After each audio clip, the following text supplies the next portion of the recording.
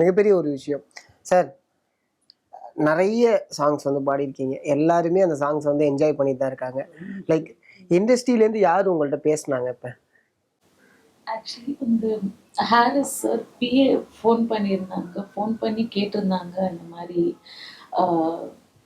என்ன ஆயிடுச்சு அப்படின்லாம் கேட்டாங்க. நான் சொன்னேன் இந்த மாதிரி. ஆக்சுவலி இவர் வந்து எப்படி டைப்னா, நான் தான் இதை பாடினேன் அப்படின்னு சொல்கிற டைப்பே கிடையாது சார்.